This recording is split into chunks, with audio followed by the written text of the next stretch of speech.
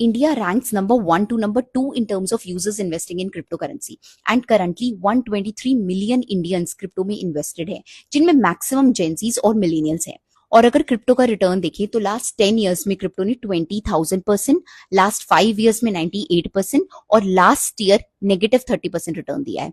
तो क्या हमें क्रिप्टो में इन्वेस्ट करना चाहिए और ये कितना सेफ है? अगर इसका लीगल फ्रेमवर्क देखें तो क्रिप्टो में इन्वेस्ट करना इंडिया में 100% लीगल है और इसके स्पेसिफिक एक्सचेंजेस हैं जैसे WazirX, CoinDCX, CoinSwitch, ZebPay. लेकिन इसे आप लीगल टेंडर की तरह नहीं यूज कर सकते, मतलब इसके एक्सचेंज में आप कुछ खरीद नहीं सकते। दूसरा, it is not regulated by SEBI और एनी अदर बॉडी। मतलब अगर आपका क्रिप्टो एक्सचेंज बैंकरप्ट हो जाता है, गेट्स हैक्ड और gets shut down, your money is totally gone. Case हमने देखा ही है वजीर एक्स का जुलाई 2024 में। अगर रिटर्न्स देखें तो बिटकॉइन के रिटर्न्स अनमैच्ड रहे हैं, but maximum young investors they see ROI, that is sell price minus buy price. जो वो नहीं देखते वो है no set off trap. Government कैसे इसको डिस्करेज करती है? अपने टैक्सेशन रूल से, क्योंकि अगर आप स्टॉक मार्केट में 1 लाख रुपए का लॉस देते हो तो government allows you to set off against any other income, but crypto का लॉस आपको दूसरे क्रिप्टो करेंसी से भी सेट ऑफ नहीं कर सकते एंड यू पे straight 30% on your crypto income. दूसरा है liquidity trap, that is 1% TDS जो आपके हर सेलिंग पे कटता है और गवर्नमेंट के पास डिपॉजिट होता है। तो पॉइंट है, should you still invest in crypto?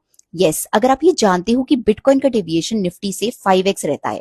मतलब अगर पॉजिटिव के टाइम पे ये 20% रिटर्न दे रहा है तो नेगेटिव के टाइम पे ये -50% तक जा सकता है। So are you liquid enough to not sell during that -50% month? अगर हाँ, तो भी सेफ प्ले करो। 1 to 5% capital risk rule follow करो। अपनी नेटवर्थ का 1 to 5% ही क्रिप्टो में इन्वेस्ट करो। अगर क्रिप्टो 0 हो जाता है यू कैन स्टिल रिकवर, और अगर क्रिप्टो मिलियंस क्रॉस कर जाता है then you have significant wealth. So be wise, invest wisely and follow for more.